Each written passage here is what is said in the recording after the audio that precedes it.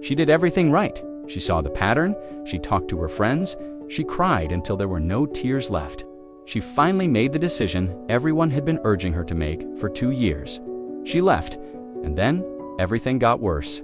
This wasn't just sadness or grief. This was something physical, something visceral, like her body was being dismantled from the inside out. She couldn't eat, she couldn't sleep. She'd wake up at 3 in the morning with her chest collapsing, her hands instinctively reaching for her phone. Not because she wanted to call him, but because her brain had decided he was the only thing that could stop the pain. She did the right thing, and her brain was punishing her for it. This isn't a story about love, it's a story about neurology. It's about the documented, peer-reviewed mechanisms that make leaving a toxic relationship feel quite literally like you're dying. Because to the most primitive part of your brain, that's exactly what's happening. Your brain doesn't distinguish between the end of a relationship and a genuine survival threat. To that automatic part of your mind, the part I call the ghost, leaving isn't freedom. It's a death sentence, and it will fight with everything it has to stop you. Let's call her Maya. When she first met him, her brain wasn't thinking or evaluating. It was just consuming the experience. The neurochemistry of attraction is a powerful thing, a flood of dopamine, norepinephrine, and oxytocin that creates a state so chemically intense, researchers have directly compared it to cocaine addiction. Maya's ghost, the ancient survival system within her, found what it was looking for in him, and that's where the trap began to close. The relationship started to shift.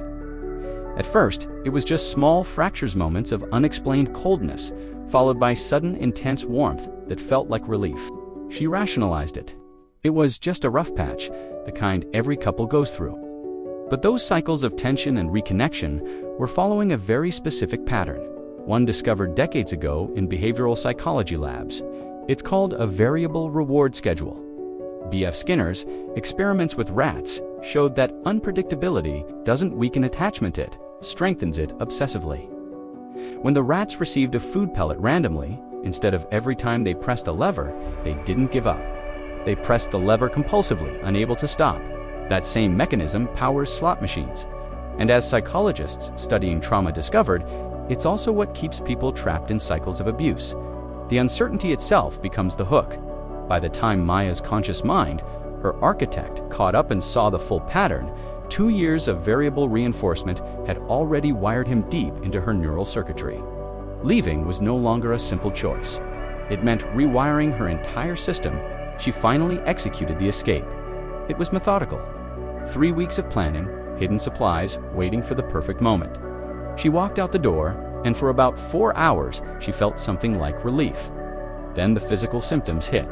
The tightness in her chest, the restless hands, the compulsive need to check her phone, nausea without hunger, and an exhaustion so deep sleep couldn't touch it.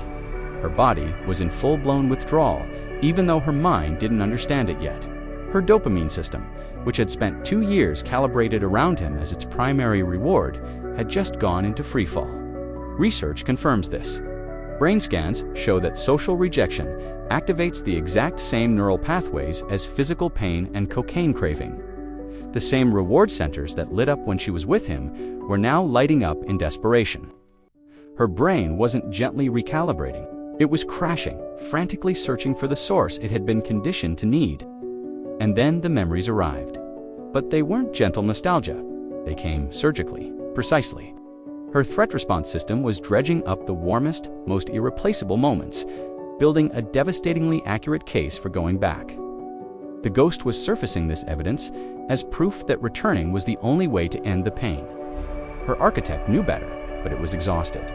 And the ghost had been training for this for 2 years. 3 days after leaving, Maya told her best friend, "I feel like I'm dying." Her friend, meaning well, said that made no sense. "You're free," she said. "You should be relieved." Maya just smiled and agreed, but her chest hadn't unclenched in 72 hours. This wasn't drama, it was neuroscience. In 2003, a landmark fMRI study showed that social exclusion, being left out of a simple virtual game, activates the same brain regions as physical pain. The parts of your brain that register a broken bone also register being cut off from someone your system has bonded to. Maya wasn't weak. Her brain had genuinely registered the loss as a physical trauma. The ghost doesn't distinguish between emotional and physical injury. To the ghost, she was bleeding out. 17 days after she left, she was standing at her window, phone in her hand, watching the indifferent city outside. Her rational mind, her architect, was slowly rebuilding. It had all the logical arguments for why leaving was necessary. But the ghost operates on a completely different logic. It's not interested in being right, it's interested in survival. When a long-term relationship ends, you don't just lose a person, you lose the coherent sense of self you built together. Psychologists call this identity erosion. 2 years of Maya and him had restructured her routines, her social life, her very capacity for joy. Leaving didn't just remove him, it dismantled the entire framework of her identity. The ghost reads this as an existential threat. The same survival circuitry that protects against starvation or freezing is now screaming that her continuous self is dissolving. The ghost isn't trying to get her back to him because it loves him. It's trying to rebuild her identity using the only blueprint it has, the one that includes him. By day 17, the ghost has run its threat assessment and is constructing a plausible reason, a forgotten sweater, a shared book to make contact. But the real calculation is much simpler. Contact is the one action her 2 years of conditioning have taught her will stop the pain. Her architect knows this is a trap. It has all the data. But the architect doesn't control her hands, her nervous system, or the dopamine pathways that have been running this show all along. The ghost does, and it's already made its decision. People always ask, why didn't she just stay strong?